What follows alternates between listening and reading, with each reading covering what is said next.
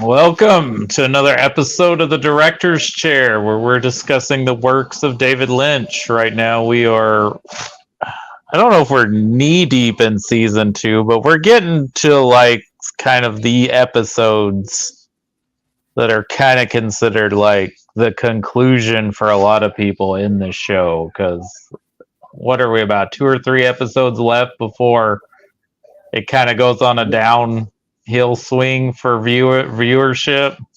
I would say most people consider where we're at now the real meat and potatoes of season two. This is where the rubber hits the road. Yeah. Yeah, I mean, revelations are revealed. We're getting snippets of where the season's gonna go, but we're coming to a conclusion of the main mystery of what the show started with. Well, and famously, Lynch and Frost, especially Lynch, from what I understand, didn't want to ever get to this point, right?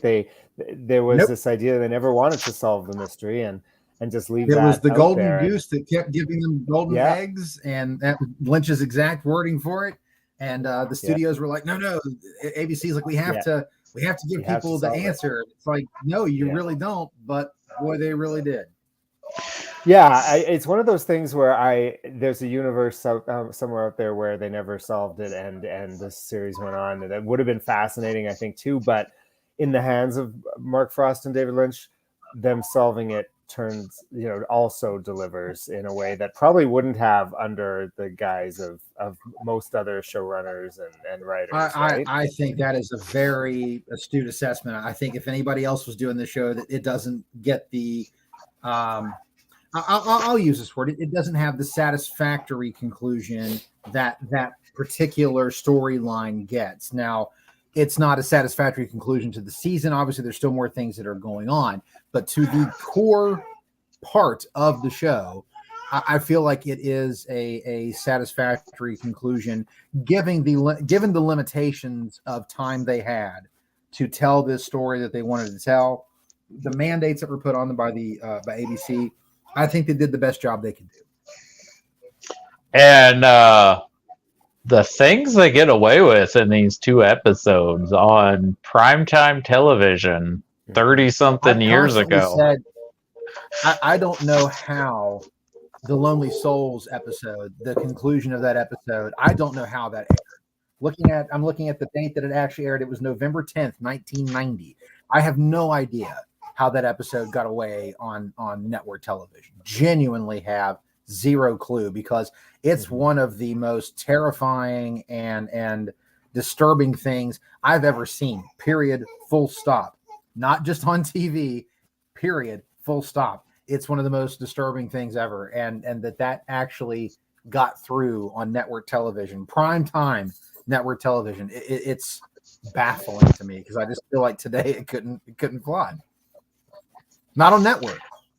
Well, this show wouldn't be on network TV nowadays. It would be on either a streaming service, or it would be on either HBO or Showtime or FX or AMC. Since they had the return, I'd say Showtime's a solid front runner for it.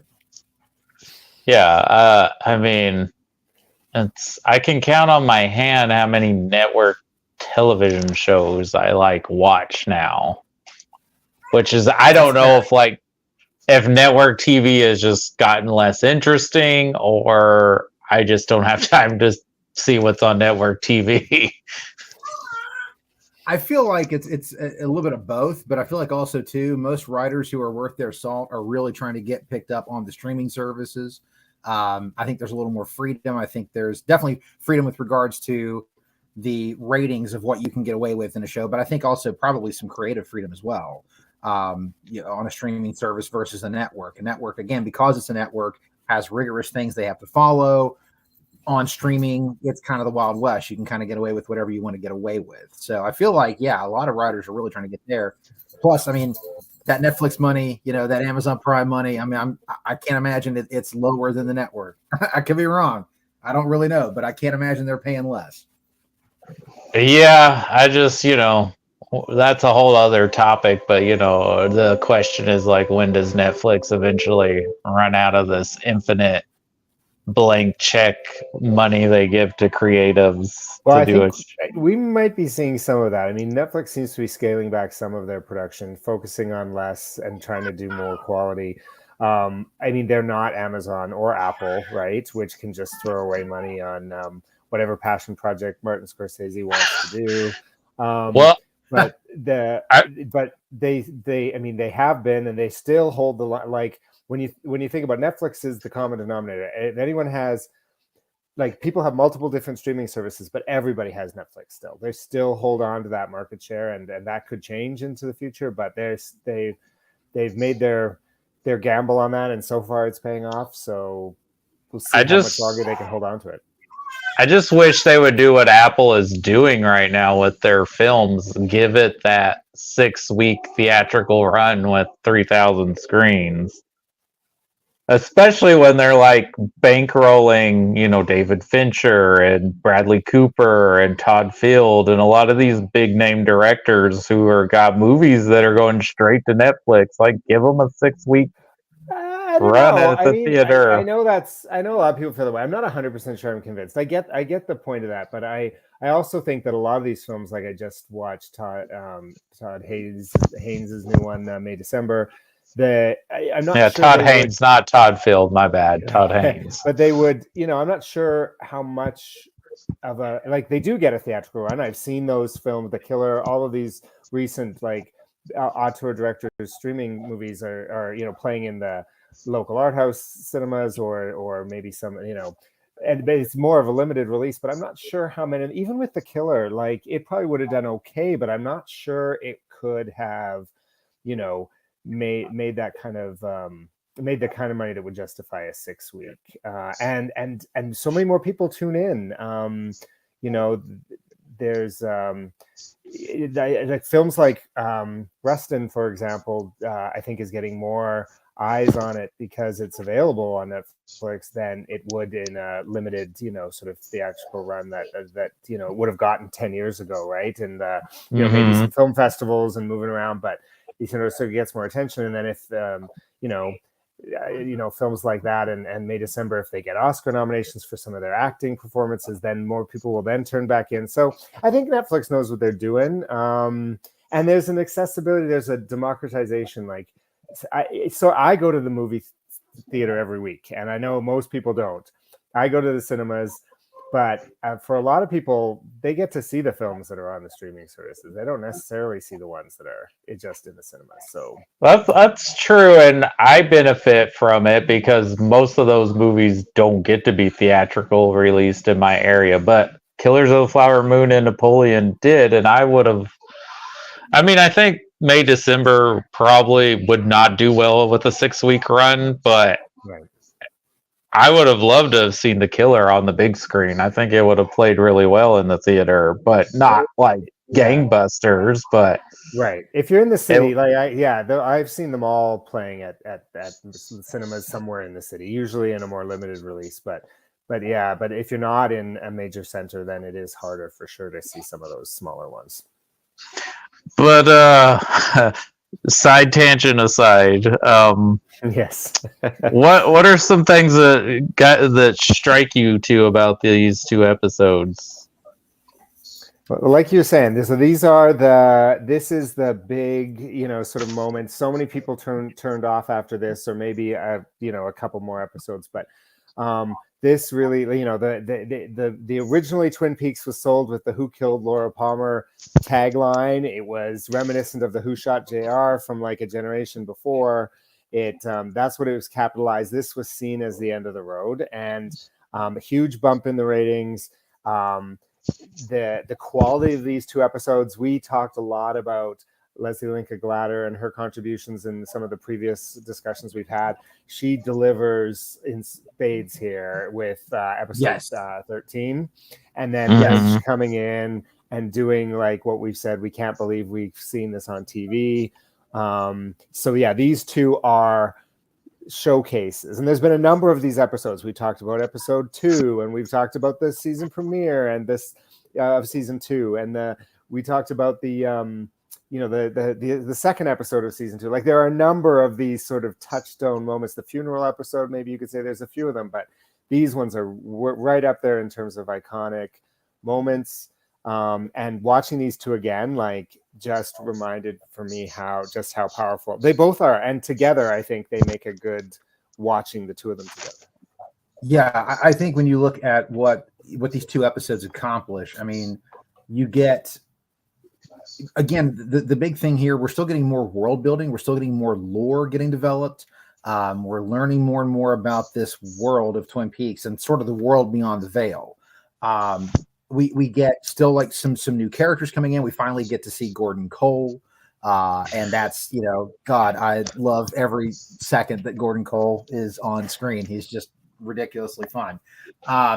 We start figuring out more about too the whole thing about Mike and Bob. And again, this is where, talking about Leslie Lincoln Glatter, she delivers like the goods in that episode, because we start, again, we're getting into the really weird of Twin Peaks as well. And I think that's something that, again, that's always been kind of the make it or break it point for people following the show. You're either in with the weird or you're not.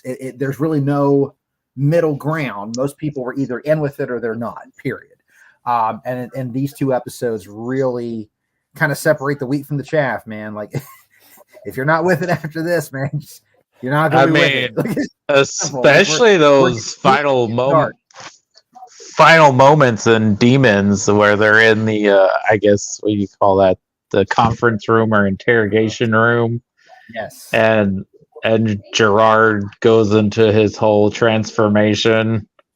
Yeah. And I want to give major props to the actor as well. He does such a great job in that switch. Like, you really see the difference in Philip Gerard. And again, nice little play homage to The Fugitive TV series. But you see the switch from Philip Gerard to Mike. I mean, like, it is wow. And it's so many things. It's body language, just the tone of his voice. Like, his voice sounds so different between the two, and he's got a very distinct voice. He's a lower registered voice, but man, there are some real subtle differences he makes in those characters, and that's really good work. You feel pity for Philip Gerard. For Mike, you get a little apprehensive. Like, I'm not of the feeling that Mike is a good guy. I think Mike is sort of maybe a chaotic neutral. Maybe a little at best, good, but he's not good. He's not in it for the reasons of like helping others. It's very, he's not the fireman. He's not the fireman. Exactly. He's not the fireman. He's not the giant. He's not them. He's not them at all. He's not going to hang out in the good lodge. He's not going to be in the white lodge. He's in the black lodge. And that's one of the things you have to remember. This is also where we get that, again, more on that creepy, the fire walk with me, little ditty that he says. It's again, that world building is here, that the creepiness is here, and Leslie Lincoln Glatter does a really good job of bridging the humorous aspects of the episode, like Gordon Cole coming into play, with the horrific of the Mike and Bob sequence. I mean, that's a lot to play around with.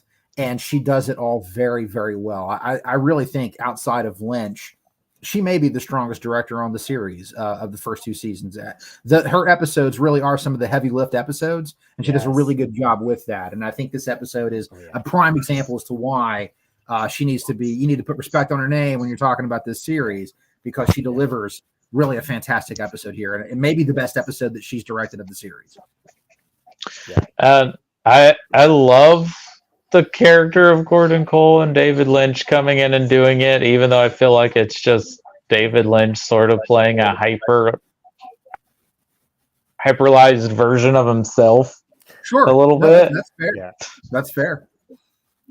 And I like, because he does like weather reports and stuff online and stuff, there's those videos of him. Right. But I love, obviously he's hard of hearing and has those hearing aids, and when he's yelling and he's like, "Coop, can I have a word with you?" And then like they go into Sheriff Truman's office, but Truman and Hawk can hear the whole conversation, and he just comes in, he's like, "I just want you guys to know I can," but it doesn't even bother him. He's like, "All right, okay, let's just roll with it."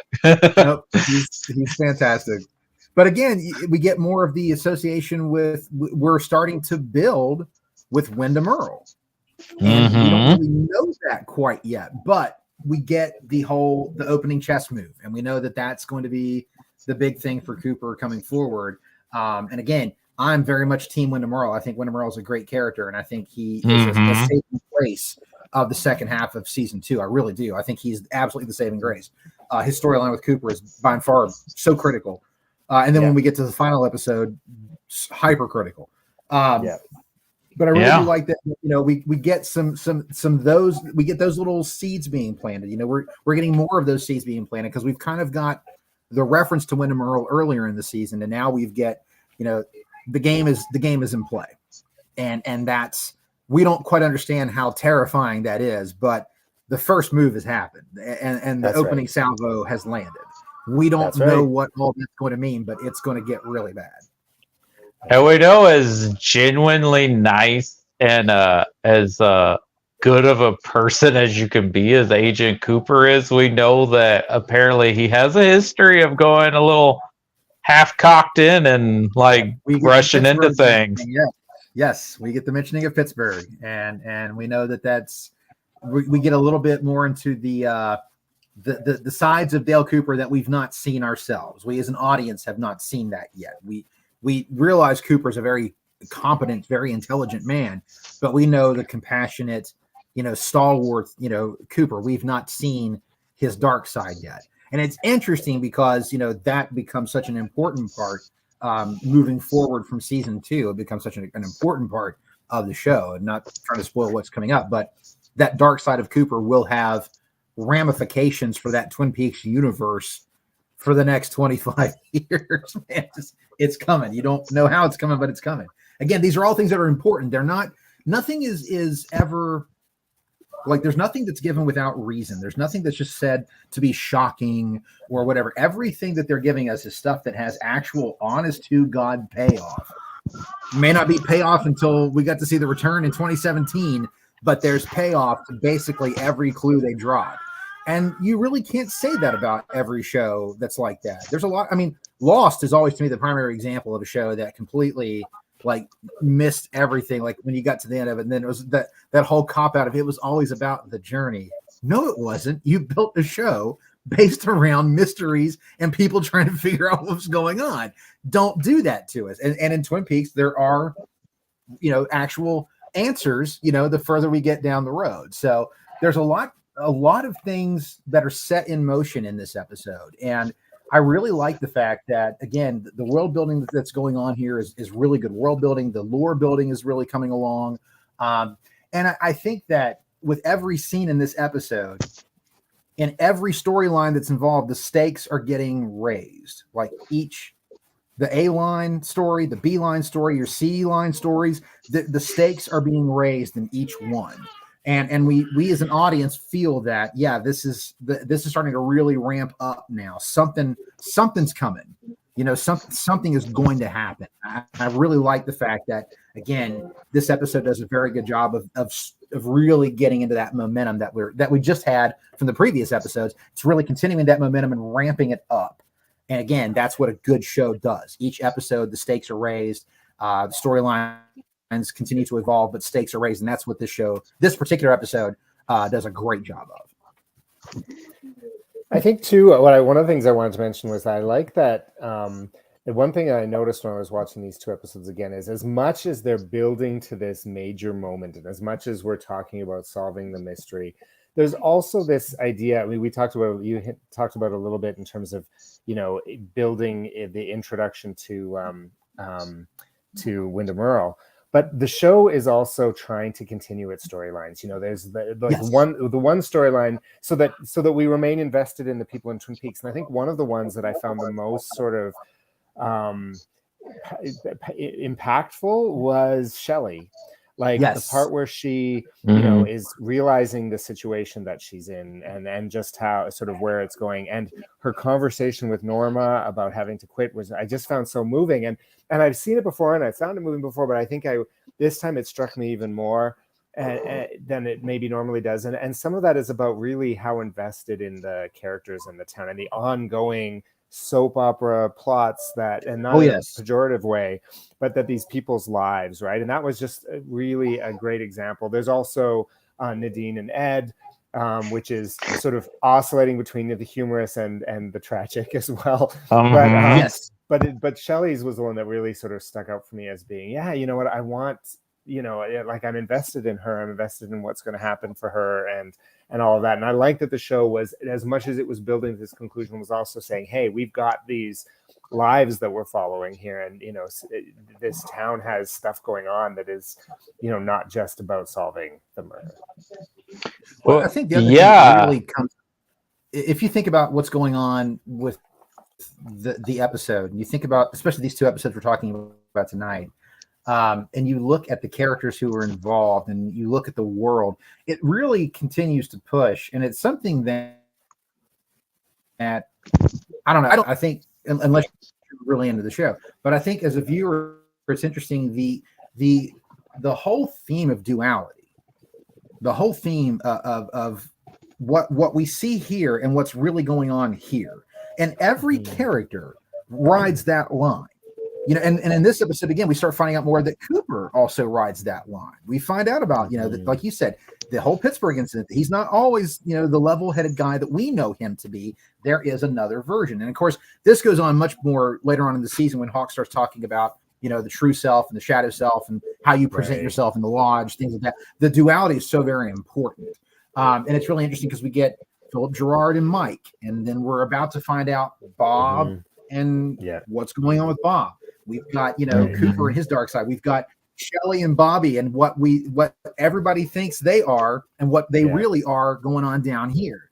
You know, it's just, again, Laura Palmer is the prime example of what everybody thought she was and where she really was somewhere all these layers going through here. But that duality continues to be such an important part of this show. And I know Lynch, being very into transcendental meditation and discovering the levels of consciousness and the levels of self, I know that's there for a reason. It's not accidental. But, you know, when I was first watching this, when I was 15, I was not picking up on that. It was just watching it and just this being, you know, totally just taken away by everything that was going on. It was so groundbreaking for television. But going back and watching it, the more and more you watch, the more and more you see those incidents of duality. And I think that's just one of those things that I love about the show is like, everything, you know, that you think you know, there is another side to it, and everything that gets introduced, there's another side to it. And again, it's not easy to do. It's not easy to write out an entire season of television and get all of that in there, and yet they do it damn near effortlessly with this season. And that's where I think this season it gets a lot of flack, but when you look at what they do over the course of the season, there really is a lot to enjoy and a lot to take away from this season. These two episodes, again, prime examples as to why I'm thrilled that season 2 exists and why I'll defend season 2, you know, to the haters. Right. Yeah, and does season 2 get flack just because they wrap up this storyline midway and then they still have like 10 or 12 episodes to go? A lot of people think there's a lot of fluff, and I'm not going to say that they're necessarily wrong. Most people, where the flack really comes is James. His storyline is one that I think. Oh yeah. But 2 words, before, Little Nicky. Right. Yes. But we've talked about before, though, that, you know, it's not right to shit on James. It's just really not, because he's such a good guy. Like, the thing is, James, it was hard to keep finding things for him to do. James was always cool. He was always cool. But it's like, you know, a lot of people give flack for that. They think that some of the later episodes, it gets a little goofy. But again, I think some of that is just more of the quirkiness of the show coming out. Right. I can say there are some things maybe that certain writers who were not Lynch and Frost maybe were trying to push things a little too hard to get a laugh or something. Okay, fine, whatever. But do I still enjoy being in that world? Yes. Do I still enjoy being with those characters? Yes. And ultimately, that's what I care about, is the time spent in that world with those characters. Is it all perfect? No, but I will say this, where nobody will you know, give any flack to season 2 are the episodes we're talking about today and the season 2 finale. the series finale that we thought at that time. Nobody will say bad stuff about that. They'll all be like, you know what, that's good stuff. Yeah, absolutely. Well, I mean, we're about to see the big reveal that Catherine is still alive. Mhm.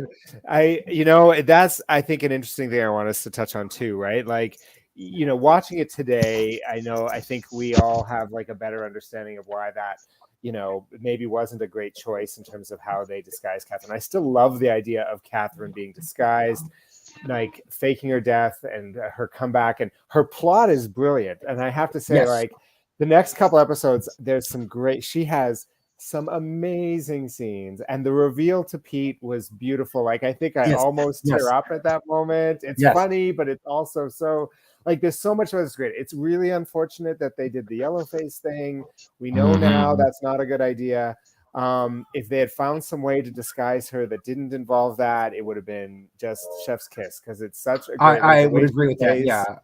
Yeah. Ben, the way she masterminds, like, she proves that she is one of the smartest people in Twin Peaks, and The smartest person in the room, dude, is always Catherine Martell. She's playing 4D chess, man. Always. Always. And I love her for it.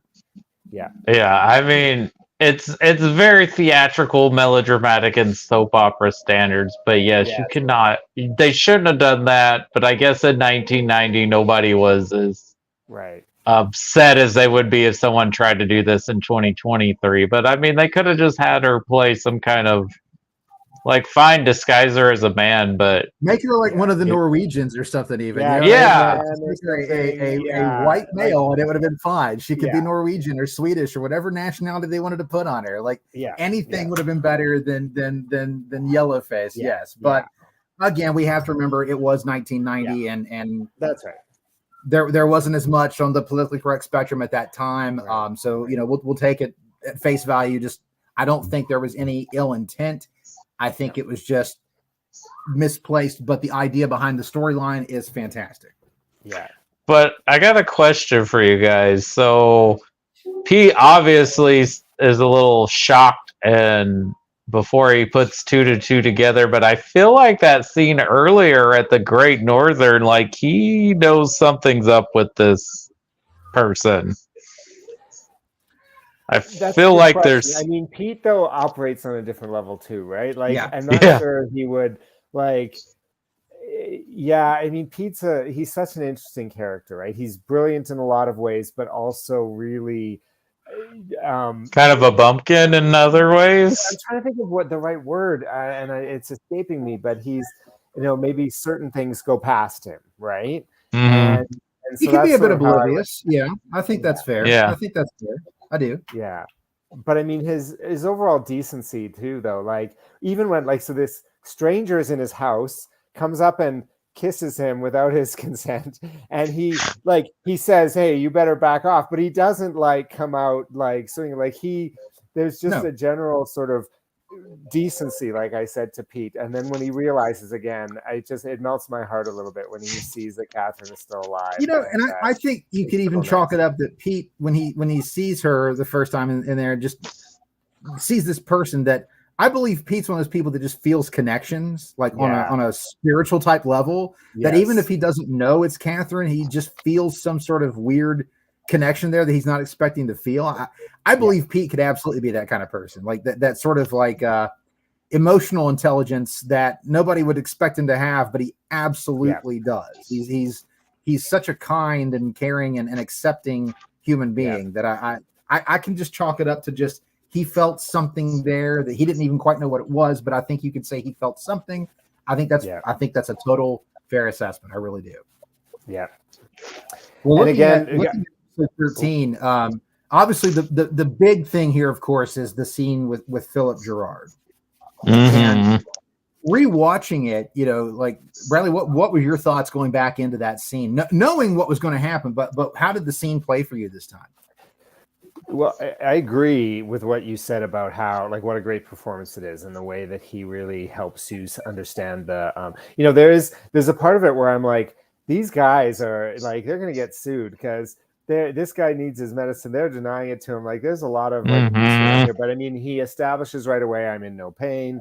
Like they, like it's a powerful scene. It's frightening. I've always found the character of Mike to me, it's very quite frightening. Yes. I agree with you. I don't think he's a good guy.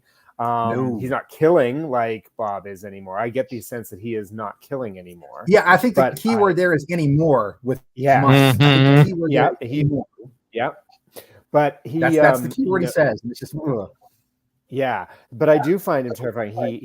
He's relishing a lot of this. His hunt for Bob that he's searching for, he's almost like he's enjoying it, and he's getting some sort of vicarious kind of pleasure from it, which is, you know, upsetting and unsettling and all of those things. And the actor does just a really great job of telling you that. What I again picked at, like this moment where the clue that points that the series ends quite abruptly with the statement, the Great Northern. Like he gives this clue about the Great Northern, and many people interpret it to be, well, he wasn't talking about the Great Northern, he was talking about, you know, the Black Lodge.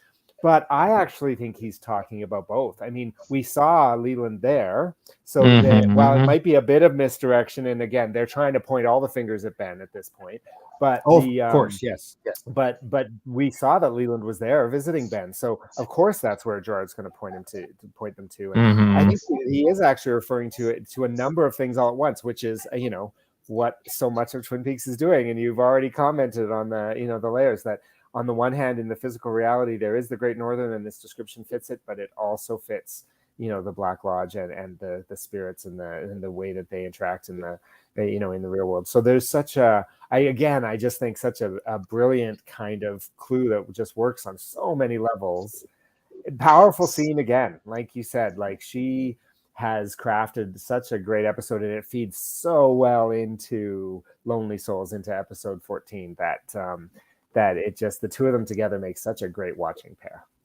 It is. So Cody, let me ask. This is your first time seeing that scene, correct?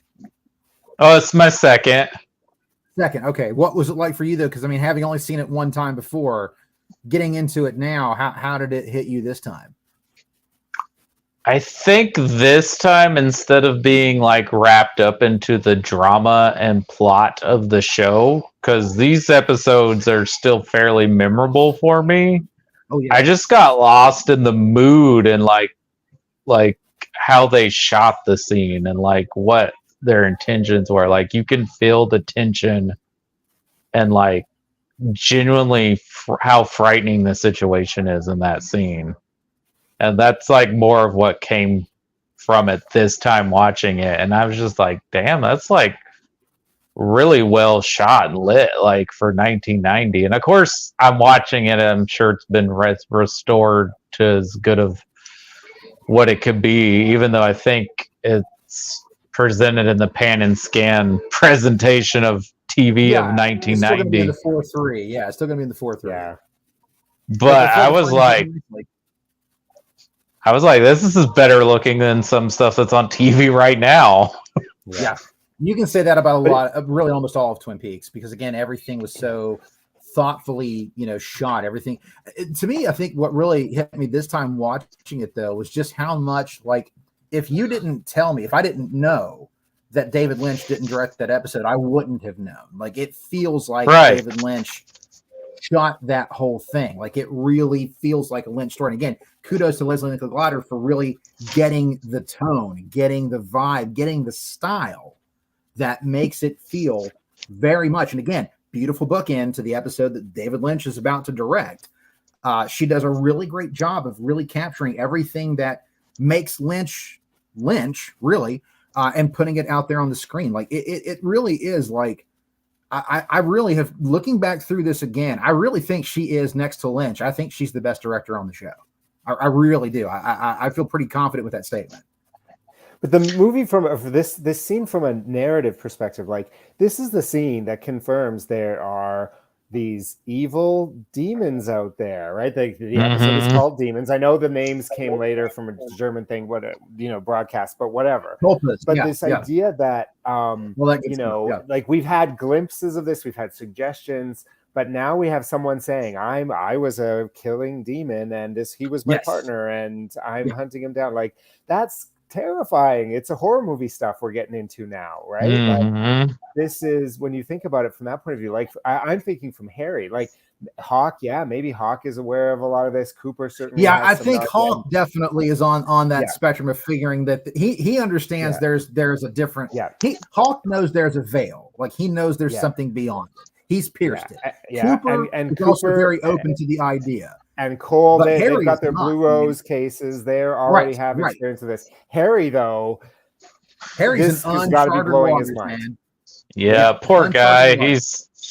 He is in over his head with so many And situations, Josie but especially is this. leaving town. Like, she just Yep. got back, and now she's leaving town again. The poor man's heart is being stomped all over the place. Like, And his Harry's going reality, through- his concept of reality is Yeah. being shattered right in front of his eyes. Like, Yeah, I'm gonna say, exactly. Harry Truman, like that guy deserves all the beers he wants, man. He needs to drink Yeah. for free. You know, I'm just saying, that guy. I mean, he's he gone could be through it. thinking more crazy people, right? Like, this is another crazy guy, and we got to figure out who the crazy people are here and lock them up and get them the help they need. But he could be thinking that, but maybe he's not. Maybe he's starting to think, oh, maybe some of this stuff is real, and I don't know how to process that. Like, I was think thinking Harry, about it from that point of view too. Yeah, I think him being a bookhouse boy, I think he understands that there are things that are a little different about that area. And I feel like the nice thing about Harry is I feel like, if Cooper and Hawk are saying this is what's going on, Harry's not going to question it. He's just going to be like, you know what? Yeah. Okay, cool. So what do we do? Yeah. How do we figure it out? What have we got to do then? Because if you guys are telling me this, I know it's fact. I will roll with you on it. What do we got to do? And that's what I love. Yeah, about I think he has a general respect, like for both Hawk and Cooper, that even if he doesn't fully comprehend the situation of what's going on, he's like, if you guys, like you were saying, Kevin, if this is what you guys are saying, then I'm here to help and do whatever we can to get this done. Also, he's the sheriff of the town, so he's got to solve the case, all right? Yeah. Like the whole town. All I'll say is this: if you're in a room and you're watching this happen, and you look over at Cooper and Hawk, and they're freaked out, man, I'd be like peeing in my pants. I'd be like, okay, if these guys are worried, shit, man, I'm over my head. Like this, I'm drowning here, man. I don't know what to do. I'd be genuinely downright terrified. If those two guys are shook, man, dude, that's like that whole thing. If you see those two guys running away from something, start running in that direction, man. You don't want to be going the other way. But your point about his history with the Bookhouse Boys too, I think you're right. That prepares him too, because he knows there's something out there. He might not have as articulated or as thought through a reasoning, but he knows there's stuff out there that he doesn't understand. So he's probably open to a certain degree to getting. I think that's with all of them, all the Bookhouse Boys that have that understanding. But I think for me, like, again, when that scene is all said and done, like we're now in all new territory. Like now there is absolute, proof that there are these spirits, these other beings on a different level of existence from us, man, and they're here, and they're responsible for the things that are happening. And it's no longer like. It almost gets into like sort of that eldritch or cosmic horror, the idea that absolutely whole full ass existence out there that I didn't even know could exist, and it's far beyond. It's a far more terrifying place than anything I thought could be happening in my existence as a human being.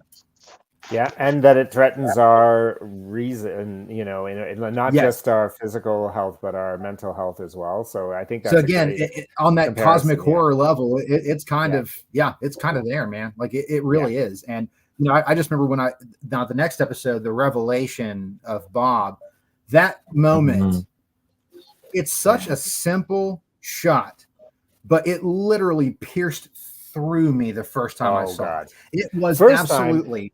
It gets me every time I watch that. I mean, like, don't get me wrong. It's still a chilling scene, but now the first time when I had no idea where just a simple shot of Leland looking in the mirror, had no idea where that was going. When that happened, I mean, like seriously, like ice through my veins. Like it was one of the single most chilling things I've ever seen. And I guess we can, go into Lonely Souls now, because, you've got goodness gracious, man, this episode, this is the one that's why I was like, we need to do a stop after this episode because, man, you feel like you need to take a bath after this episode. You need a bath and you need like a beer or whiskey and like a sedative and a good night's sleep, man, because it's like, it's this episode is just, it's terrifying, man. This whole episode is just terror. So let me ask you guys, because you guys were watching this when it was I was gonna say, when you guys were watching this when it was on air, and you guys pointed already that this episode kind of is the show's trying to lead us into that Ben is the killer. So when you guys watched this for the first time, were you guys thinking Ben Horn was the killer? Well, so I had it was different age. There wasn't, the internet wasn't what it is now, but right. I had friends who were all watching it, so we were talking about it. I think there was a general consensus. Ben seems too obvious. From last week to this week, it was no, it can't be Ben now, because it's like I think there was a lot of people thinking, oh, it's probably Ben leading up to this point, but then it became no, Ben's a decoy. So there was a lot of I don't know anyone who predicted that it was Leland. Some people did, but I didn't know anyone. Yeah, and I can tell you, my high school age self was just all in on Bob. Like at where I was at this point was, if these things are real, which we just learned that Mike and Bob are real things. If they're real, then I absolutely know that it has to be Bob. Now, what I did not understand was the idea that Bob would be inhabiting another human being like that. But in my mind, and in my best friend Brian's mind, it was just like, we know that Bob's the killer. So the question is, how are we going to stop Bob if he's not like a real corporeal thing? That's where we were at. So we were all in on the mythos of it, because we just loved still a good question, even in it's still right. It's still, because we were all in. Right. We were all in on the mythos of it and just going along with what we loved about Lynch, and that he's just so damn weird that we were just like, we got to go with the weird side of it, because that's where he resides. And, my 14 going on 15-year-old brain was like, yes, we have to go with the weird. It's Bob. Yeah. We know it's Bob. It's absolutely Bob. But what does that really mean? Like, we were not prepared. Like when this episode dropped, and I guess we can go ahead and say spoilers now.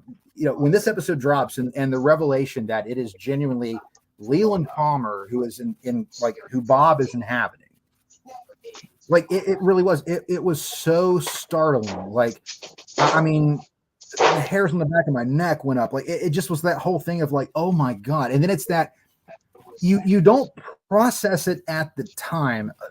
My 14-year-old brain didn't process at the time the real ramifications of what that meant.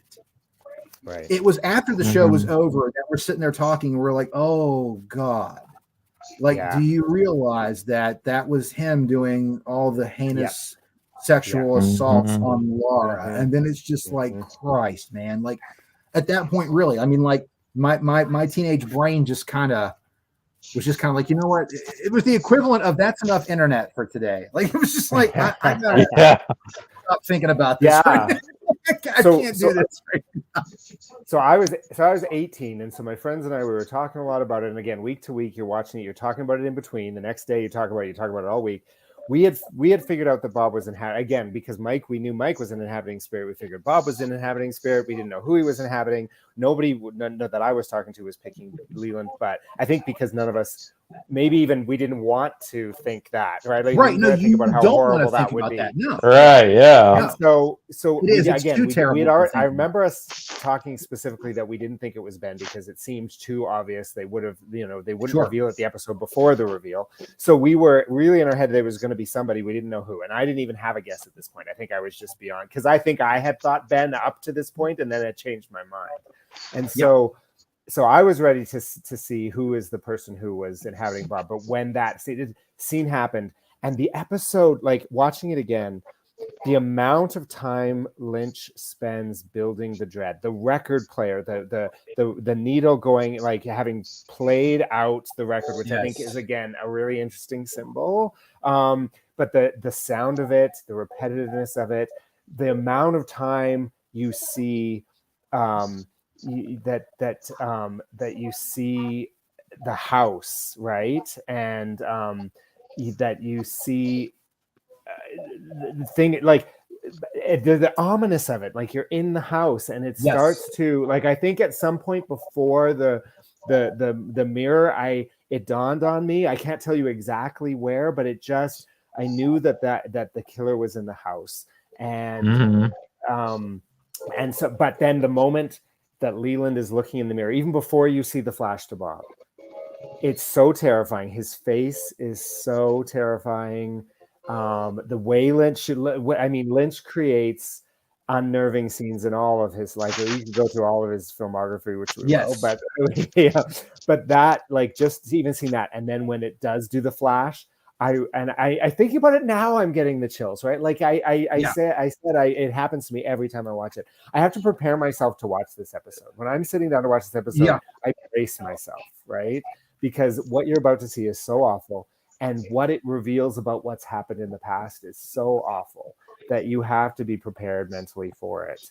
And when I have shown it to people, when I've shown the show to people, I warn them in advance. I don't say give them anything that's cool, but I say this episode is going to be really emotionally difficult, and so you just make sure you're ready for it. And and I find that most people's reaction is that.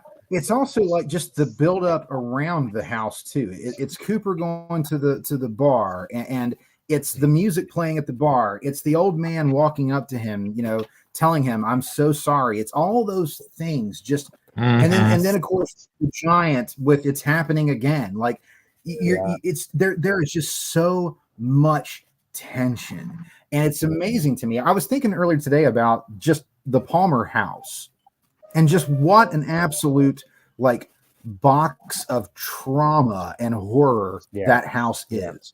And it continues well into The Return. It is just a fucking box of trauma and horrors. It's a haunted house practically with people living in it. Well, and I think it's so creepy. I think what happens to Sarah, because I think that's the first thing we see, right? Is like Sarah is like paralyzed, like on the ground, can't move. Which is literally what it is. She's powerless. And what does Mike say in the episode? The only people who see us, there's something in the damned. What is it? I forget what he says. There's two kinds of people. I don't know if it's like the intuitive or I guess people that are that know or at least have a gift.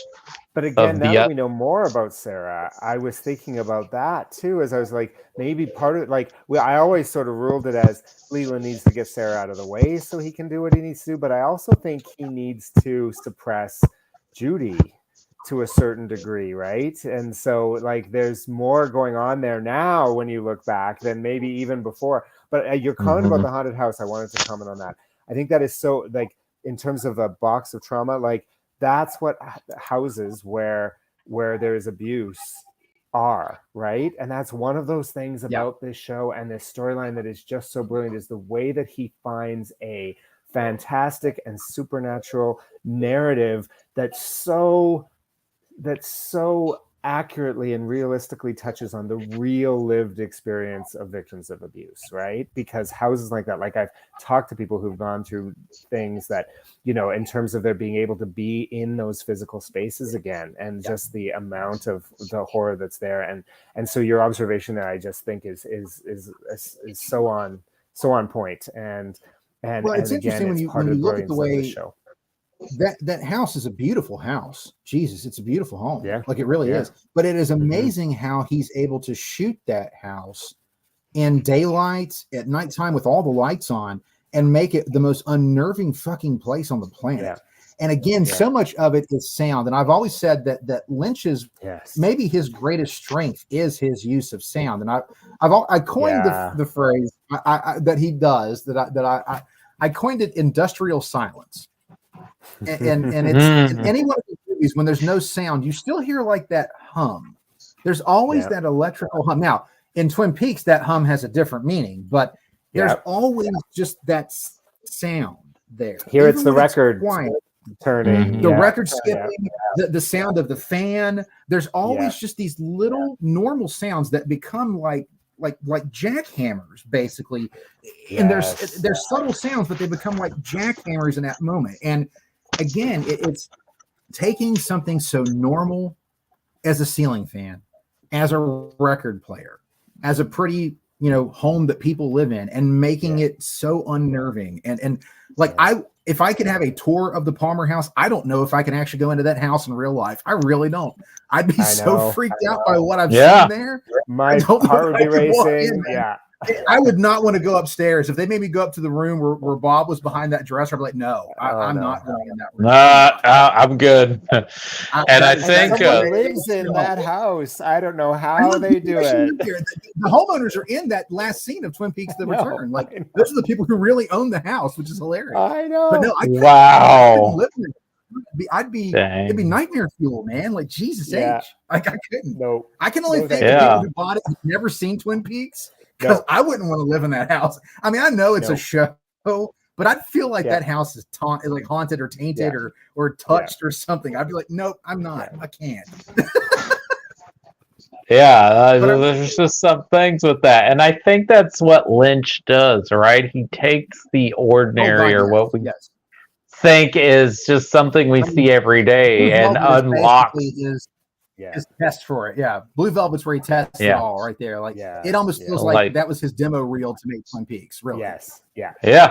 Like, what nightmares. Like, it feels like it could live in that same universe. Like, it absolutely. Like, it really could. And Frank Booth could be a demon himself. Dude, Frank Booth could absolutely be like what Mike was like before he lost his arm, dude. Like, straight fat. That could be him. We're flashing back in that universe. We're flashing back and forth with the Roadhouse, and Julie Cruz is singing "Rockin' Back Inside My Heart," and there's the lyrics in there. I think I mentioned this early on. There's a shadow in my house. The man, he has brown eyes. She'll never go to Hollywood. Love moves me. It's just this, it's all speaking to each other. It's all going back and forth. I want us to talk about this scene. I do want to come back to the Roadhouse bits because I think there's a lot to talk about there too. But I do want to sort of stay in this moment because the scene itself, like, there's the lead up to it. He spends so much time. One of the things I noticed is that the attack on Maddie, and I never noticed this before because it is so impactful and it is so horrifying and it is so brutal and so amazing that it got on TV, but it's actually really short. Like, he spends so much time building up to it. And then once it happens, it was over quite quickly. And I was like, and I'd forgotten that because it lives in your mind so powerfully. And it is so brutal and terrifying and awful. And you know what? I think you can make legitimate critiques about, when there's, this kind of violence, this kind of sexualized and this kind of, brutal violence, against women, and you're seeing it played out in a way that's titillating. Like, again, I don't think there's anything titillating about this. I think it is truly horrific from sort of beginning to end. And I think but it's surprisingly short because he spends so much more time on the lead up to it, and the lead up to it, I think, really contributes to just how, like, your heart is already racing, you're already there when she screams and starts to run, like, and from that little bit, like I said, there's only a short amount there, but what's in there is just so vile, so I've always said, like, Cheryl Lee might have the single most blood-curdling scream ever recorded in human history. Like, it is like, she deserves an Oscar just for her screams. Like, Jesus, man. But I think where that scene really, what shook me about it is, you're right, it's a very short scene, but it's the scene that it's when they take it into slow motion. Yes. And the sound of her screaming and her running, and it's so terrifying. And it's even, I think it's almost worse because in slow motion you can hear, like, it almost sounds like a roar. And it's so terrifying. And at the same time, you're starting to realize, as loud and as piercing and as scary as this is, there is no one there to help her. No. There is no one. She is Nope. absolutely all alone. And it's Yeah. that whole thing. You also get the burnt oil smell because she talks about how Yeah. she smells something burning when she Yeah. comes down. And when she walks in the room and sees Leland, like it is truly like him taking off after her the way that he does. Like it's so Yes. genuinely scary. Like the way he just Yeah. looks at her and he just has his hands up and just bolts. Like I mean, Yes, it's and like bolts. it's so Yes, I noticed that Well, too. have gloves God. ever been put on so creepily? Right. Right. And it's And like you see him putting on the Again, gloves and you're that like, part it's gets almost drawn like, out. do yeah, you notice well, too that it's almost like a it's almost like his pregame warm up. It's like a ritual. It's Right. done so precisely. And again, we know the letters going in the fingernail. We know that like that's all Bob's calling cards. But there's something about seeing him get dressed up nicely, playing the music, putting on those. Everything is so methodical. Adjusting his tie. There's genuine like joy in his eyes. Like there's a genuine sense of excitement building And up glee, in him. yeah.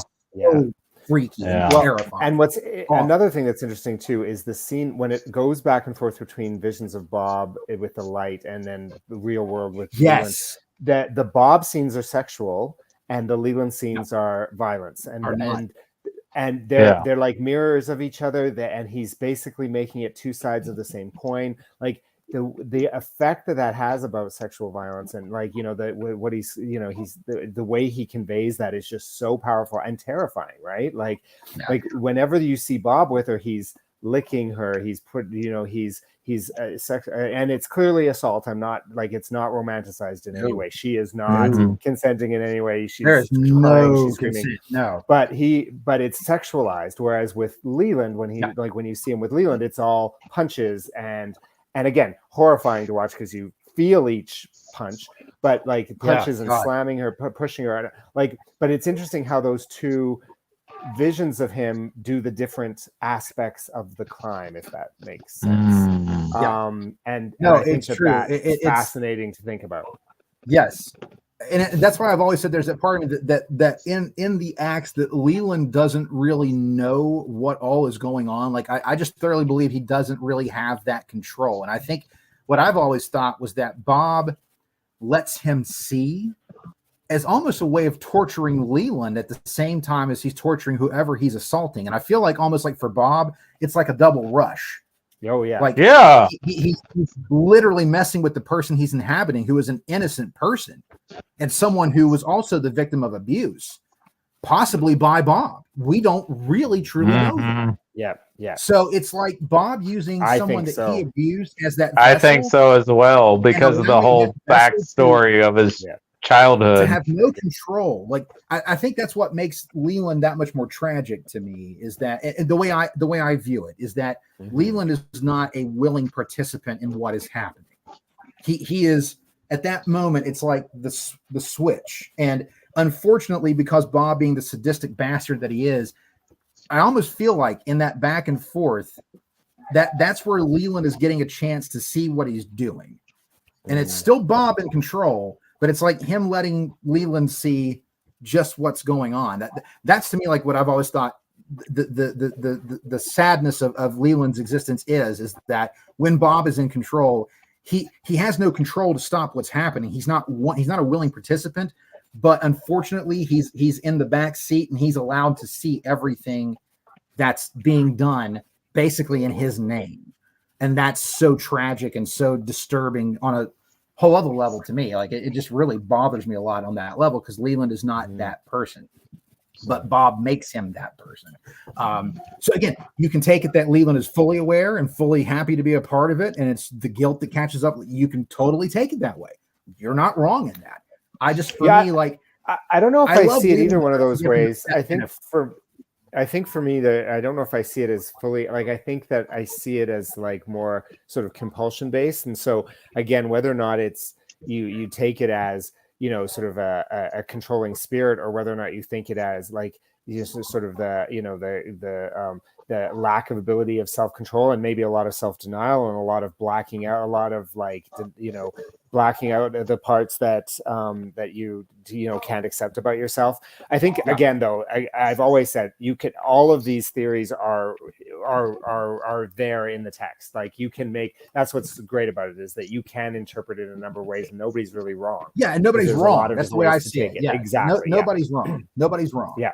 But I mean, like when you get to the final, you're going home to Missoula, Montana, like that is just, I mean, seriously, that's the shot, I think, where I was like, I can't fathom that we just saw her face get slammed into that, that fireplace practically on network television. Like that's like, I mean, I'm not trying to cheapen it, but that's like Jason or Michael Myers level of just like horrible physical It is assault. horror movie. Yeah, it's horror movie level. It's very horror movie. R-rated horror movie. Yeah. That whole setup of what you were talking about, Colin, that's exactly horror movie. Like your best horror movies, the setup and tension lasts longer than the actual act of what happens.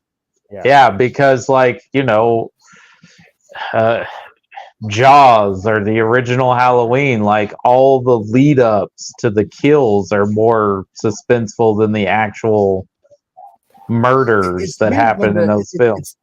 We talk about, from a screenwriting standpoint, I work on different things with friends of mine, and we talk about how, comedy and horror, it's the same formula. Yeah. It's the build up to the punchline or the build up to the kill. The kill is in essence the punchline, and it's weird to think of it, but it's weird that the kill is where you get your release. It's sick to say it that way, but it is like it's the relief of, oh, thank God that's over. Yes. Like I was like, it's been so I can't handle it. Oh God, thank God that's over. Like it's really what it comes down to. And with the attack on Maddie, I mean, really, I'm grateful that scene is not any longer than it is. Yes, of course. Like you said, it works on that level of you think it's longer than it is because your mind can't handle the horror of what you just saw. Yeah. It's like when people complain about so like painful the to watch. Massacre. They say it's a bloody, exactly. I was about to say that there's hardly any what blood people have built in their mind. Yep. From the tension of the film, like they've made it. It's the blood and the fear; it's the emotional impact. Like again, back to the Roadhouse. Donna's crying in this beautiful moment that is just like you feel like the I'm so sorry, the line and the look on that Cooper's hurts face, every time. The log lady, like you feel Lynch does not let the emotions off the hook. He doesn't let you just be. It's not just a horror movie. It's not just Halloween. It's tragic. Not to exactly, it really is, and he doesn't let you just walk away from it without feeling it all, right? And that's, I think, partially again why it feels so much longer than it is, and why it's so much more painful than maybe a lot of other things that we see in horror movies or other similar things. Well, I think. Oh, go ahead, Cody. I'm sorry. I was going to say, with the Roadhouse scene, I mean, of course, we have the log lady there, someone else who's in tune with, like, there are things on the other side or supernatural, else world, cosmic forces beyond understanding. And something I think it was you, Kevin, who pointed it out, that maybe the elderly employee is like a conduit of the giant. Right. Because they both are there. I've always felt like he probably was. Yeah, I feel like the two are definitely connected in some way, because even the old waiter shows up in the Black Lodge and then is suddenly replaced by the giant. I mean, to me, I just think it's kind of I don't think there's a whole lot of guesswork. I think it's kind of there, but I think for me, like, there's so much going on there. You have the ethereal voice of Julie Cruz, like truly one of the most original voices you'll ever hear in your life, and that song is so beautiful, and the way she sings with such an emotion to her voice, and that again, that ethereal voice, it really just fills the room with like that mixture of love and loss and sorrow and all of that's there, man. Just in the song alone, just in the music, okay, let alone what anyone else is doing at home. The music is capturing that feel so perfectly. But I will say, like, it's true. The little old waiter coming up to Cooper is saying, "I'm so sorry." that hits me in the feels Yeah. every time. Like Yeah. it literally makes me tear up every time I watch that scene. Like it is such a simple little moment, but everybody in that room is feeling something that they don't understand why they're feeling it, but there's a good reason why, because a beautiful spirit has just been snuffed out of existence. They don't know it yet, but they can feel it. And that's, I think, what that scene is all about, that feeling of something is wrong. And even if you don't know what it is, you know there's something there. Your heart is telling you something is not right. And that whole moment is so powerful. But when he comes up and just says, "I'm so sorry," like that really does, it hits me every time. Like it is such a sweet, sincere moment. And I really do believe that little waiter, when he says it, like I believe he genuinely is sorry. I think he and the Giants have tried to help stop this from happening. And they did not themselves either. They also sort of failed that mission.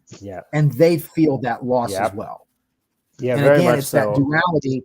Look at Maddie and look at Laura. I mean, they're kind of the yin and yang. They look alike. It's very much the Patty Duke show kind of thing, you know. Again, going back to its influences. But you look at the fact that Maddie is in so many ways Laura, has even been Laura, you know, for Dr. Jacoby.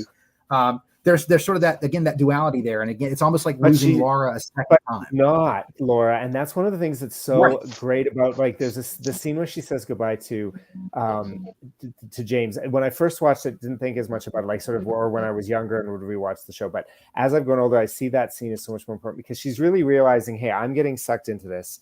It's not my life. I need to reclaim who I am again. Right. And I'm not Laura. It impacts so much more. And she doesn't get to because of what happens and because of how she was sucked into Laura's life. Right. And so she never gets to, and it's so tragic, because you see in that moment how much she needs to leave Laura behind and move on with her own life. And it's just so heartbreaking now when she's saying goodbye. And we know that that's the end for her. Yeah, right? man, like, that's the truth. That scene does play different when you know what's happening. You know, it's true.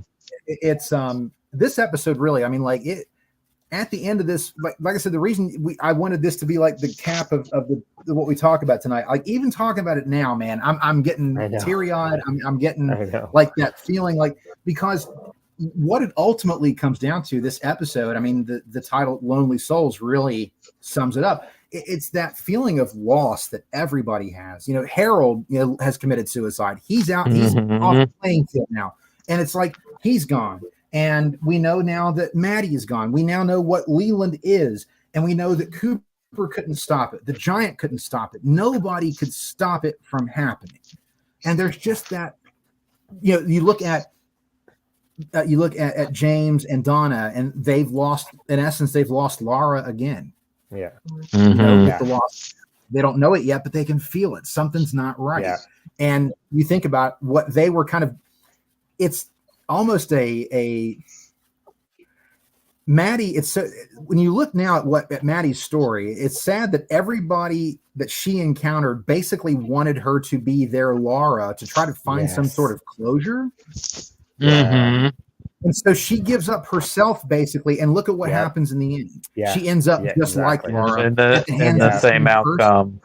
Yep. It's oh god, it's I know Maddie's not a throwaway character, you know, like it's absolutely. When I first saw it, I felt more that way when I was young, and I didn't get it, but now I see it's another whole tragedy that's wrapped into this, because she's not a throwaway character at all, right? And her loss. You know, I was talking to a friend of mine earlier today about just personal stuff, and I won't get into the details, but what came up was just the idea of you deal with so much in your life that you get to that point of emotional exhaustion. And that's absolutely where Maddie is at this point. Yeah. She is exhausted because everyone she's encountered has literally used her in their own way, maybe not meaning to. I don't think James and Donna maliciously used her, but they used her. There's no other way. They totally did. And they did. That's even in that scene with her and James where, like, she's like, yeah, you had feelings, but I don't think they were actually for me. I think it was because you saw Laura in me. And she's like, I understand, but there's not really a connection with you and me. and I kind of entertained the idea, but really, you should be with Donna. Like, this was just But not what what it should happens be. to someone when you're emotionally exhausted, when you're just exhausted in general? What happens? Your body starts letting things happen. You can Yeah. get sicker easier. You don't sleep Absolutely. well. Your body's not processing things right. Your mind is not processing things right. And it's like that whole Palmer house is just a house of exhaustion and trauma and terror. And if you think about it, Leland and Sarah are exhausted from the grief of losing Laura and everything that's come from that. They're exhausted. On top of their own Maddie is trauma exhausted. they've had Right. that they've been dealing with exactly. for So it's like decades. that idea of emotional exhaustion just really, when we were talking today, it just hit me like, man, we need to talk about that with this series, because Laura was the prime example of emotional exhaustion. She was doing everything for everyone else. Everyone was sucking the life out of that girl. Like, they really were. Everyone connected to her was sucking her dry. That it's almost like shit at the end. I mean, when you get to Twin Peaks Fire Walk with Me, like, she basically welcomes it. Like, I mean, really and truly, just or to you be get done to the with end it. of the return and she has an Welcome. opportunity to just slip out of reality entirely. She's like, yeah, I'll take that option. Like, there, I think you're onto something there. I think that's, I think you're, there's so much to that. So, this episode is called Lonely Souls. And the episode before, we start with Harold's note. And I remember when I was first watching it, the way they pronounce it, because they're a bunch of, like, Anglophones trying to talk French. It sounds like he's saying, I have a lonely man, which is but like the pronunciation is just off enough. But when they translate it for you and they say, oh, okay, he's saying I have a lonely soul, is basically what that is. And then this episode becomes Lonely Souls. So, like, Harold was talking about having a lonely soul, but he's not alone in that. There's like what we're touching on here is how much of the town, how many of their souls are lonely, right? And I just think there's just something so incredible about that. And again, I know the titles came later, but I do think it's just so apt for this episode in terms of just the loss. So I will put a shout out to my friend Shane, who I had that conversation with about exhaustion, because, like, when he said that and I was able to kind of realize what he was telling me and how he was just exhausted, I was like, damn, like, you know what? That's something that we all need to kind of think about for ourselves. Like, when you give yourself to someone or to give yourself to help, you also can't lose yourself in doing that. And if anything, you gotta when I started always thinking about Twin Peaks, I was like, God, that is Laura to a T. Literally gave and gave and gave, whether it was taken by force or taken, given by love. That woman was literally drained, like, by a town of vampires. Honestly. And I mean, Bobby said it in that funeral. Like, they were all draining. Yeah. And I mean, you're right. You all did. We all did. He is absolutely right. That's exactly right. And that's right on the money, because a lot to process, man. It's right on the money with mental exhaustion, because you have to tell this, because I know I've told this to people, because we've all been there, right? We've all been there where we've been just, whatever's going on in our lives, we're so fed up that we've either made ourselves sick or sleep deprived or all the above. And when you see it happen to somebody else, you're like, you got to take care of yourself. I mean, yes, you got to be there for your friends and family, but not at the cost that it's going to hurt your well-being and your personal health before you help somebody else. You got to take care of yourself to be there for others. Exactly. Again, we seem to do this a lot for one of our favorite characters. We haven't talked about Audrey. I was about to, like, before we close, I was like, we got to talk about the whole Audrey stuff, about, because there is an interesting subplot. She's back, she's recovering, but she is taking on her father in a way that is so, like, and a part of it is she's angry. She's an angry teenager. She's an angsty teenager. She's lashing out, but she's also, again, so precocious in the way she's doing it. Like, she figures out so much, and the scenes between her and her dad, and her and Cooper talking about her dad, I just find so powerful, because she thinks her dad is the killer, right? And I mean, when she's fully recovered, and that whole scene, like, we know she has this schoolgirl crush on Cooper, but I think at that instance, it's more that she feels safe with Cooper. Yes. And she doesn't want to be alone with her father. That's right. No. Well, think about it. Everything she went through, we know that everything she went through, she is wholly aware that her father was responsible for it. Yeah. She now knows just what a monster he is. And so would it be easy for her to think that he's involved in that murder? Oh, yes. Absolutely. Yes, it would. That's not a hard sell at all. That is not a hard lift, man. And he tells her that he slept with her, this girl, her high school girl. Like, she knows he's capable of really awful stuff. Murder is not, it's not off the table, man. The worst not off the table. Yeah. So I find, like, this part for her, and then of course, where we know she's going next is, it's interesting because there's a whole arc that needs to happen for her and her dad that's going to be coming up, because this is, like, people talk about rock bottom. This is below rock bottom. Like, I don't know how to describe. Yeah, it doesn't get much lower. And his reaction when Cooper tells him everything, he's not even really concerned. He's just like, oh, okay, my money's still here. Okay, everything's working out for old Ben. Right. Yeah. Yeah. That's kind of how he's registering it. Yeah, he's going to be hitting rock bottom here in a bit, because he is morally at rock bottom now. And then he's going to start facing consequences. And that's what's going to start turning him around. And so that's going to be a really interesting area. Like, we talk about the show laying seeds for, Earl and other things, other storylines that are the Shelley storyline, other storylines that are moving along, Ed and Norma and Nadine. But this is another one. Yes. It's laying scenes for that. Yeah, they're using Ben as a red herring to try to distract you from Leland, but they're also setting up a really fascinating arc that's going to be coming up. Yeah, some Ben's problematic elements of it, but still. He gets more to do than be a red herring. Really, I mean, really and truly, he does. And Ben, rewatching it, Ben Horn is definitely that horrible person that you kind of, like, you love to hate him, and you kind of hate that you love him some too. Because there are those moments with him and Jerry that are just so ridiculous. The smoked cheese pig, the baguette, like, that stuff is so funny. Like, I can't not. I love those scenes. I look forward to those scenes every time I go through a watch. I look forward to that back. It's the performance of the actor. It's his performance he's that amazing. Makes it. Yeah, that makes you. Yeah, no, it's true. You.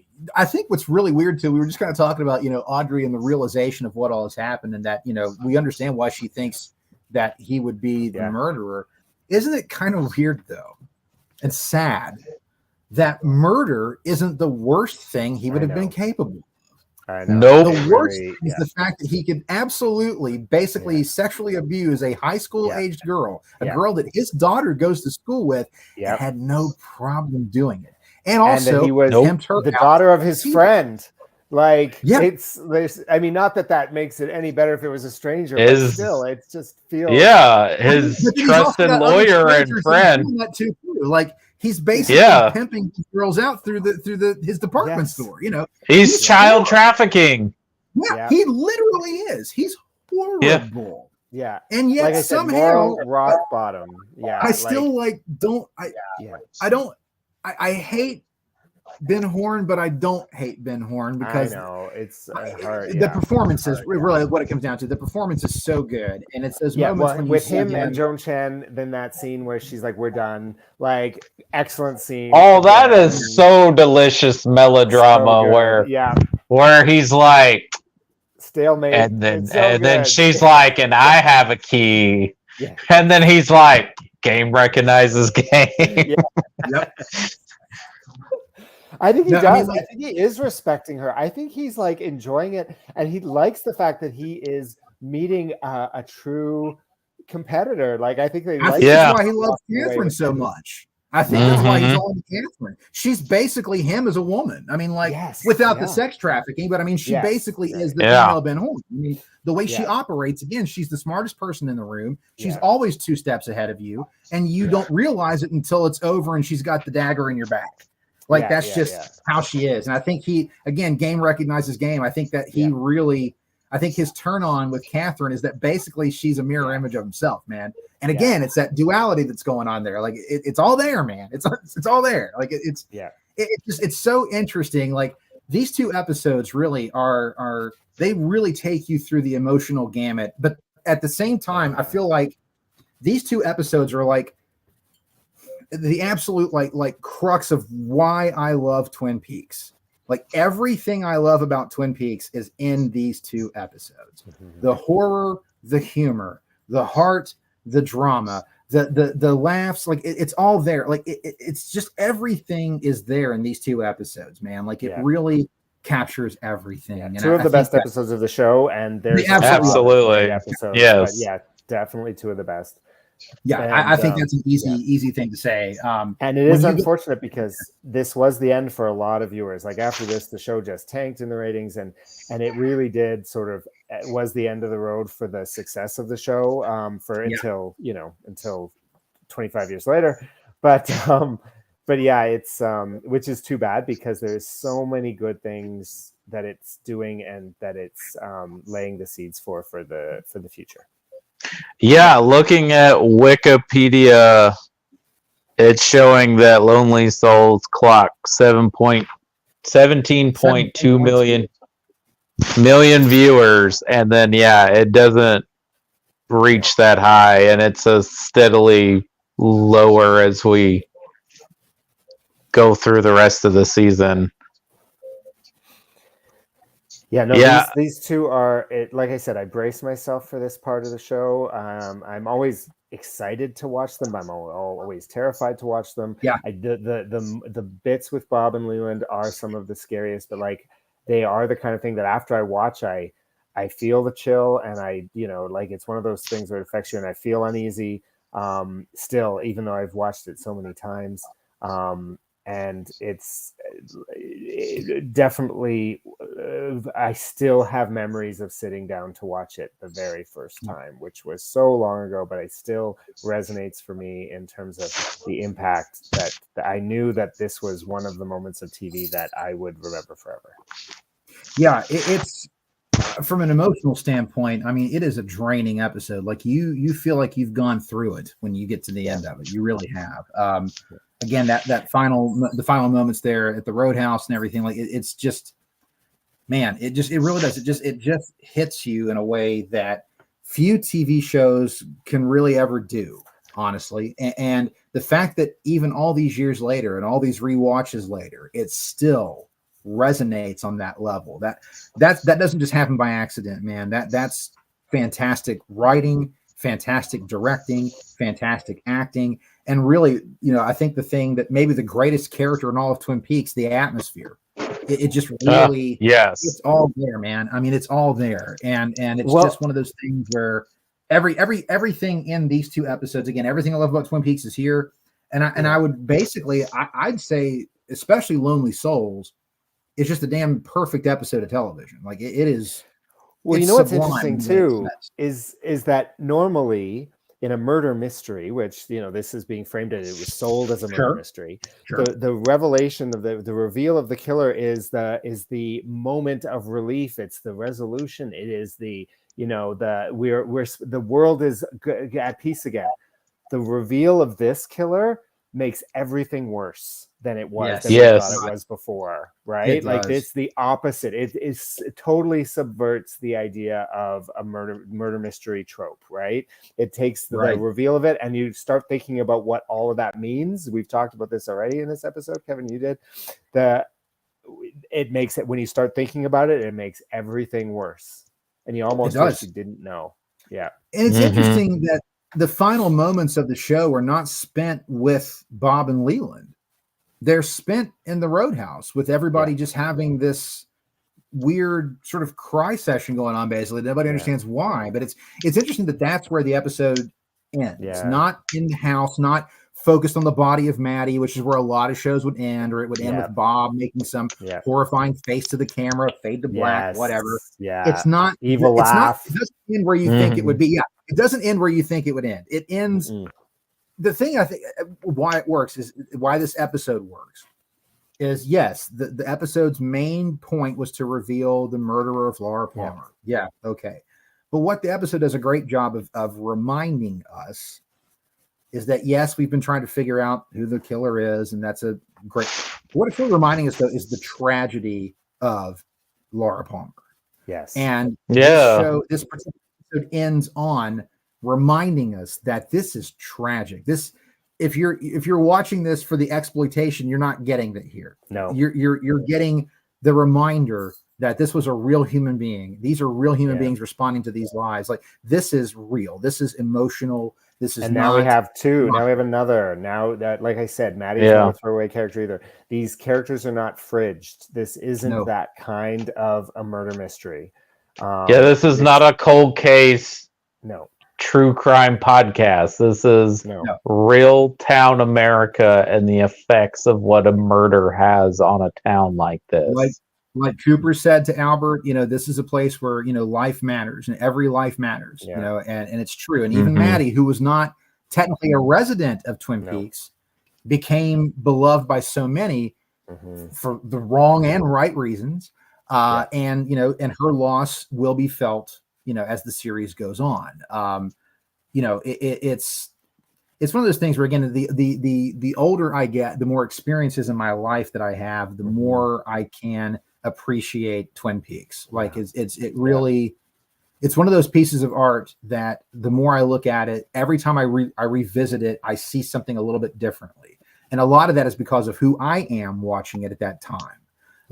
This go through has definitely had some real resonance with me. It really has. And I'm grateful to my friend, Shane, for having that conversation with me earlier, because it really made me rethink what we were going to get into with this, and really what a lot of Twin Peaks is, that emotional trauma, that emotional exhaustion, and how that is something that is a very dangerous thing, and it can cause major problems if you allow it to creep in and take over. And I think that's, again, these episodes show a lot of that, the dealing of family trauma and generational trauma also is one of those things that, as a 14-year-old watching the show, I couldn't begin to analyze that, just was not able to comprehend it. But the 47-year-old me now can really look at that and be like, God, that this show is a tragedy more than anything. It is an absolute Shakespearean tragedy when it's all said and done. Yeah. Well, God, it's riveting television. It's absolutely riveting and damn fine television. It's damn fine television, man. Yeah, I mean, there's a reason why, not just because it's by an auteur filmmaker at the creative force of this show, but just what they did with this show is why it's still being talked about 30 years later. Like, because you can point to so many other shows, and you mentioned Lost, and that's a whole other conversation about J.J. Abrams' failings of how to end things and his reliance on the mystery. But mystery box or whatever. Lost would not exist without Twin Peaks. Right. Lost would not be a groundbreaking, talked about show on ABC without a show that came about 20 years or 10 years prior, 10 or 15 years. Yeah. So here's the question. Do we do 2 or 3 episodes for the next one? Because there's, I think, good arguments for both in terms of where they sort of end up. It's just how ambitious we each feel we want to be. Like, the next 2 will kind of wrap up Leland's plot line, but the one after that also sort of follows some of these themes into this as well. So what are yours? I'll go with whatever you guys want. For me, I would be in for another 2 set, because I just feel like we're going to need to take some time to address that ending with Leland. Yeah, I agree. It is one of the single most powerful moments of television I've ever watched. Yeah. There is a lot going on in that episode. The callback to the dream. There's just so much going on. I feel like, yeah, I totally get what you're saying on the third episode connecting into it, but I just feel like those two, that episode 16 in particular, there's just so much in that episode that I feel like we could do too, and it would be still a very solid podcast. And again, if you want to do the 3, I'm game. No, I think I probably lean the same way as you do on that. Yeah, I think either one would be fine, but I do think it's the respect for Leland, I guess, and his finale. Right.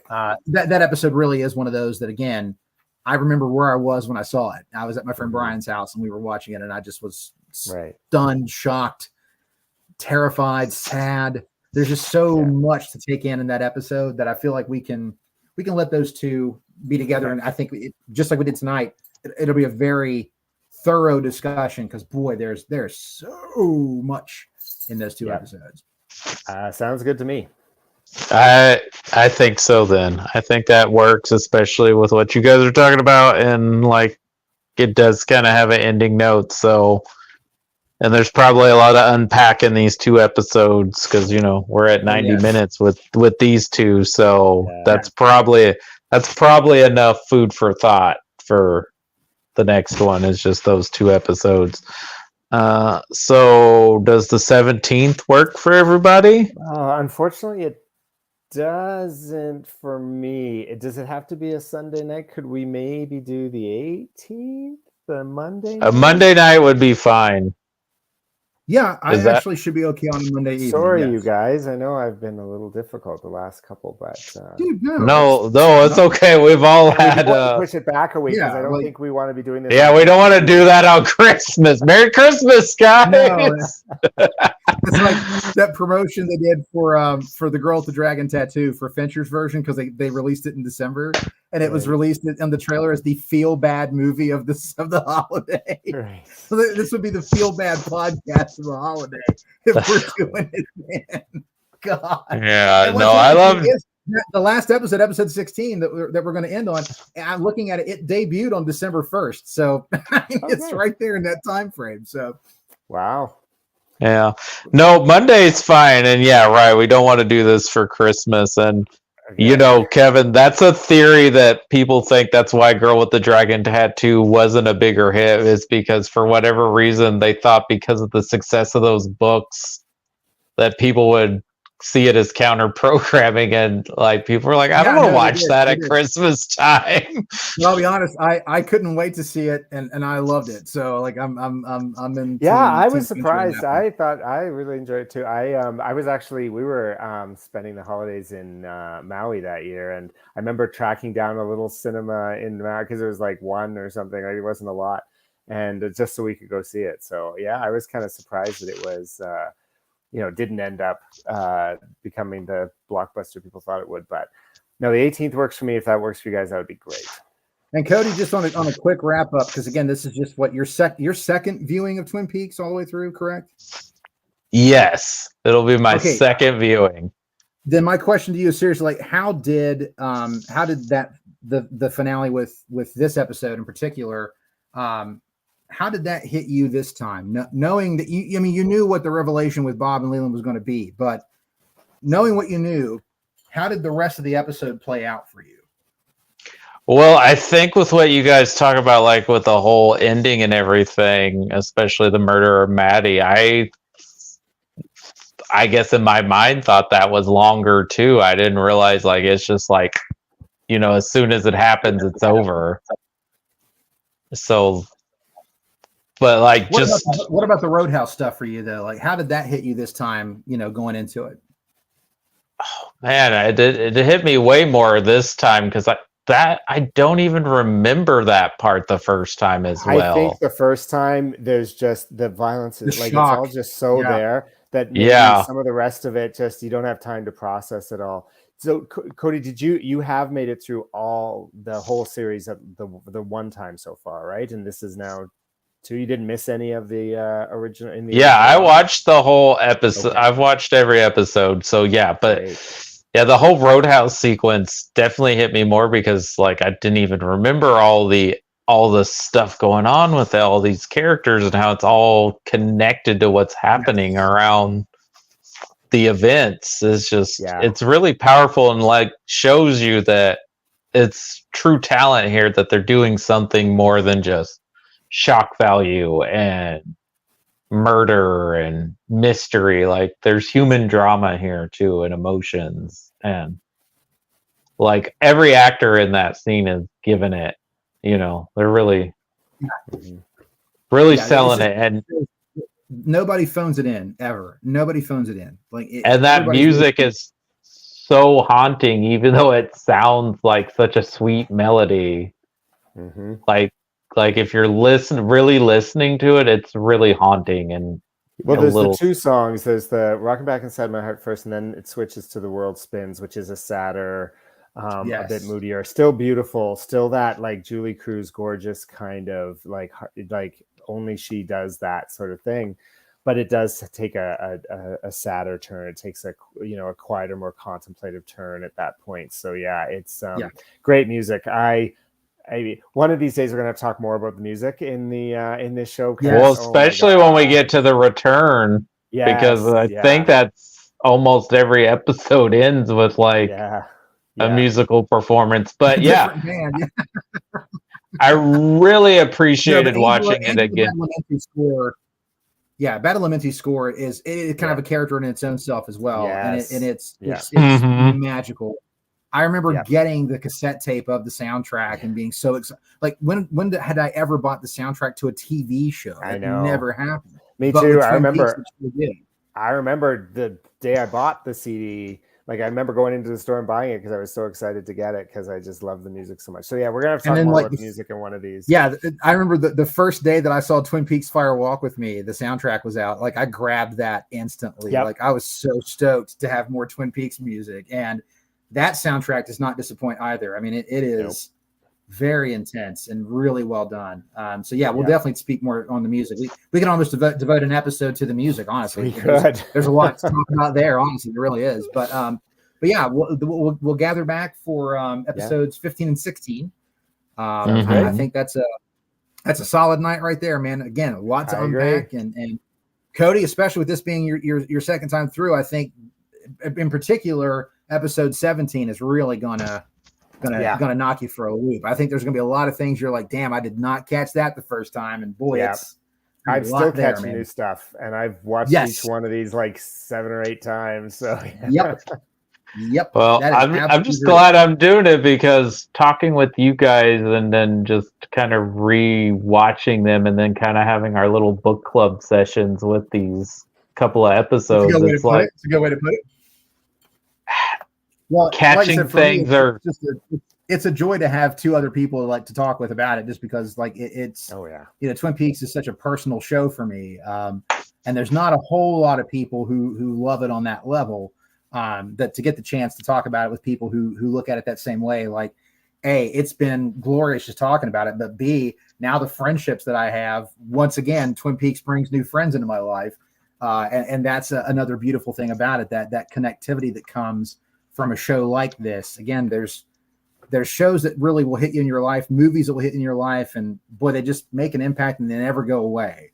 And this one is definitely one of those for me. So finding, kindred spirits on this one is always a joy. It really is. So, Cody, again, thank you for letting me just be a part of this. It's a blast to get to do this every time we get to do it, man. It really is. Ditto on all of that. Yeah.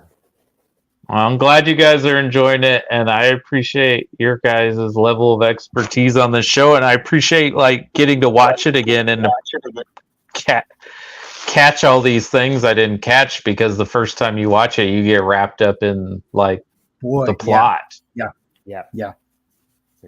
So this is a show that definitely it earns its rewatches. That's for sure. Oh yeah. Well, you almost haven't seen it. You almost haven't seen it if you've only watched it once. Boy, that's the truth. and to be honest, like I'll be honest, like I've got the set, but I've been going through seasons 1 and 2 and everything again. I have not rewatched The Return since I watched it in 2017, and I know that it is going to hit so different the second I've time watched through. it twice. The first time through every Sunday night, and then one time after that to watch it through again. But that's it, and not since 2017. Like I did both of those both of those in the same calendar year. So, but I wonder how it's going to play with all of us having all the original show fresher in our minds too. That's why I've been waiting to rewatch it, because going through this, knowing that this was going to be the assignment, I'm like, you know what? I'm totally going to wait until we get into it to revisit it. And that way my partner will be seeing it for the first time. So she'll be, experiencing it. It'll be like almost this the first time again for me. Because I remember a lot of it, but I know there's things I've forgotten, and I know that it will hit, with a big thud this time. It's going to really hit. But I'm also really excited to rewatch Firewalk. Yes, and the Missing Pieces. Because man, one thing, the return, God bless it, it made Fire Walk with Me, like all the haters had to eat crow, because it made that film so relevant and so important in the mythos. And the Missing Pieces. I totally agree with that. I lied. I actually did watch the final 2 episodes of The Return a couple more times, but just there's a lot to unpack in those episodes. So I've seen those a few more times, but again, not for a while now. I think I might have rewatched those 2 just on their own in like 2018. So it's been a while. I take it back. The one I rewatched was episode 8, because I think that's one of the single greatest hours of television ever made. I did rewatch that one, and I did watch that one. Is that the Gotta Light one? Yes. Yep. Yeah.